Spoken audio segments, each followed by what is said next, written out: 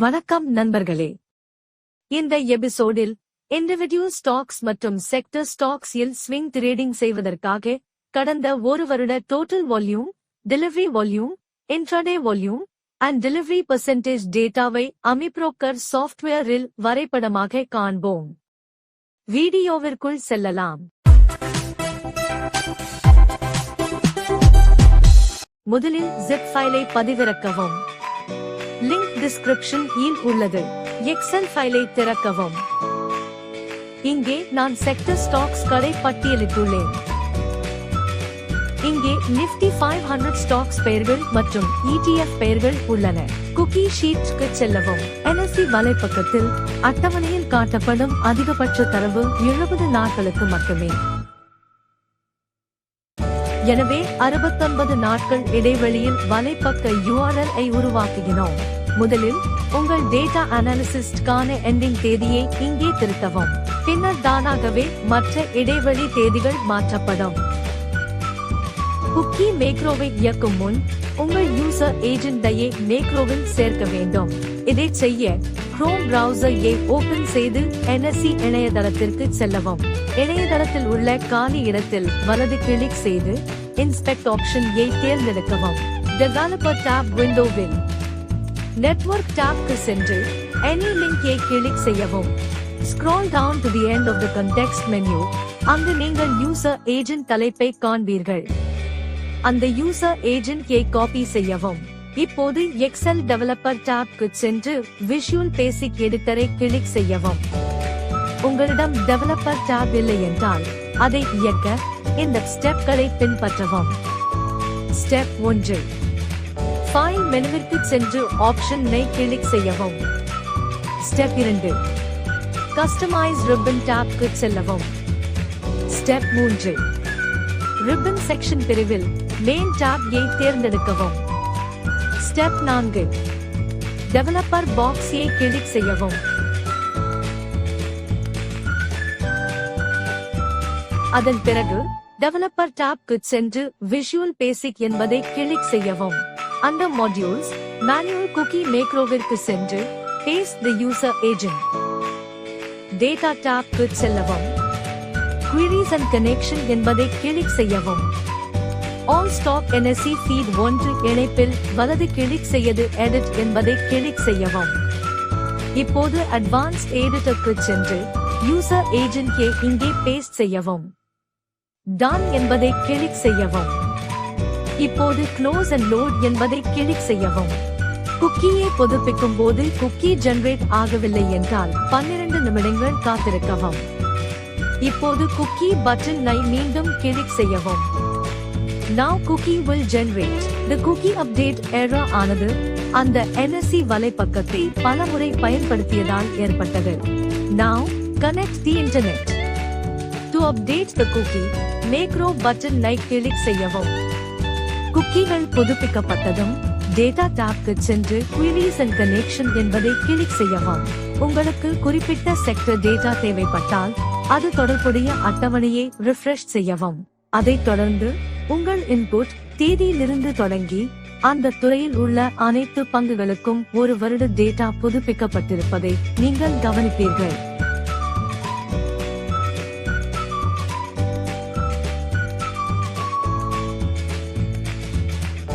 அட்டவணையை ரிஃப்ரெஷ் செய்யும் போது நீங்கள் இந்த வகையான எரரை எதிர்கொண்டால் 12 நிமிடங்கள் காத்திருக்கவும்.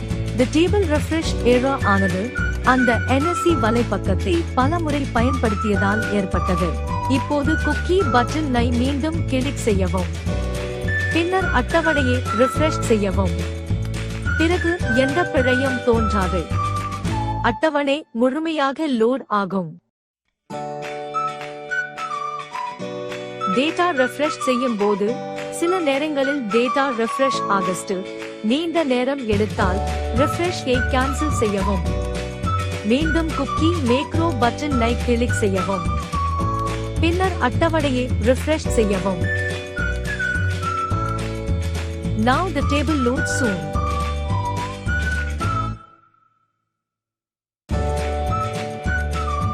நீங்கள் ஒரு குறிப்பிட்ட பங்கு டேட்டாவை விரும்பினால் மற்ற பங்கு தாளுக்கு செல்லவும். Then enter stock name as per NSE. Stocks அட்டவணையை refresh செய்யவும். இப்போது அந்த குறிப்பிட்ட பங்குக்கான டேட்டாவை பெறுவீர்கள். If you see this kind of error sign, then connect to internet and wait for 5 minutes. Automatically the error sign will remove.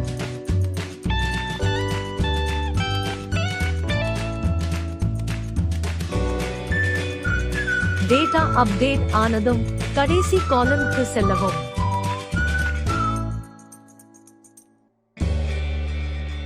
அங்கு நீங்கள் ஒரு concatenate column-ஐ காண்பீர்கள். அந்த டேட்டாவை காப்பி செய்யவும். Create a text document and paste the data.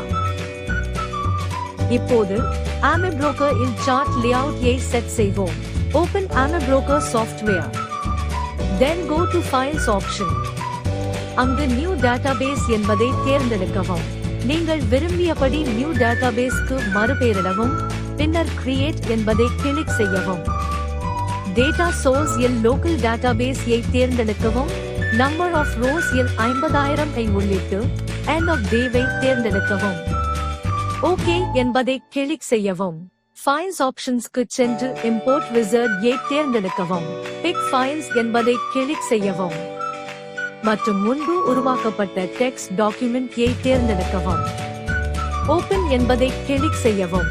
Next என்பதை click செய்து பின் More Columns-ஐ click செய்யவும். Column 8 இல் Aux 1, Column 9 இல் Aux 2 மற்றும் Column 10 இல் Open INT என்பதை தேர்ந்தெடுக்கவும். Next என்பதை கிளிக் செய்து இங்குள்ள check mark-ஐ தேர்வு செய்து N என்பதை கிளிக் செய்யவும். Note: Column 8 இல் உள்ள Aux 1 என்பது Delivery Volume-ஐ குறிக்கிறது. Column 9 இல் Aux 2 என்பது Intraday Volume-ஐ குறிக்கிறது. மற்றும் Column 10 இல் Open INT என்பது Delivery சதவீதத்தை குறிக்கிறது. இப்போது data load ஆகியிருப்பதை காண்பீர்கள். Now total volume data is only showing. பிற டேட்டாவை சேர்க்க Database Settings-ஐ கிளிக் செய்து Intraday அமைப்புகளை கிளிக் செய்யவும். இங்குள்ள check mark-ஐ கிளிக் செய்து பின் OK என்பதை கிளிக் செய்யவும். Chart-ஐ கிளிக் செய்து பின் Basic Chart-க்கு சென்று Volume-ஐ 3 முறை கிளிக் செய்யவும். இரண்டாவது Volume Chart-இல் வலது கிளிக் செய்து Edit Formula-வை கிளிக் செய்யவும். இங்கே Volume என்பதை Delivery Volume என மறுபெயரிடவும். இந்த Volume-ஐ Aux 1 என மறுபெயரிடவும். Histogram நிறத்தை விரும்பியபடி மாற்றவும். மூன்றாவது Volume Chart-இல் வலது கிளிக் செய்து Edit Formula-வை கிளிக் செய்யவும். இங்கே Volume என்பதை Intraday Volume என மறுபெயரிடவும். இந்த Volume-ஐ Aux 2 என மறுபெயரிடவும். Histogram நிறத்தை விரும்பியபடி மாற்றவும். நான்காவது Volume Chart-இல் வலது கிளிக் செய்து Edit Formula-வை கிளிக் செய்யவும். இங்கே Volume என்பதை Delivery Percentage என மறுபெயரிடவும். இந்த Volume-ஐ Open INT என மறுபெயரிடவும். Histogram நிறத்தை விரும்பியபடி மாற்றவும். நீங்கள் Volume Bar இன் நிறத்தை மாற்ற விரும்பினால் இங்கே வலதை கிளிக் செய்யவும். பின் Parameters என்பதை கிளிக் செய்யவும். இப்போது உங்கள் விருப்பப்படி நிறத்தை மாற்றவும். இப்போது Total Volume, Delivery Volume, Intraday Volume மற்றும் Delivery சதவிகித டேட்டா ஆகியவை சார்ட்டில் காட்டப்படுவதை காண்பீர்கள். ஒவ்வொரு Volume Chart-இலும் Moving Average-ஐ plot செய்ய விரும்பினால் Description-இல் வழங்கப்பட்ட Moving Average Code-ஐ Formula-வில் paste செய்யவும்.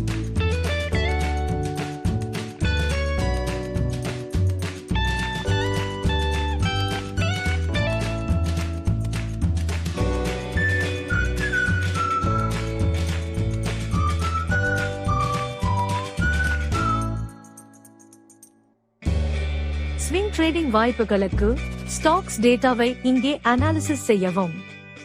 டெலிவரி வால்யூம் மற்றும் டெலிவரி சதவீதத்தில் திடீர் அதிகரிப்பை நீங்கள் கவனித்தால் அந்த ஸ்டாக்கை மேலும் அனாலிசிஸ் செய்து ஸ்விங் ட்ரேடிங் வாய்ப்பை கண்டறியவும்.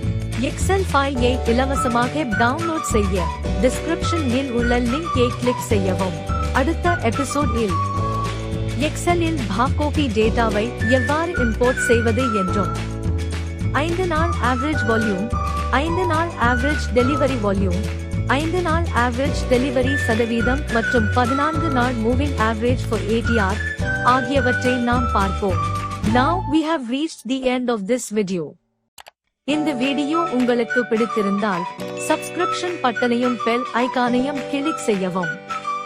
வீடியோவை பார்த்ததற்கு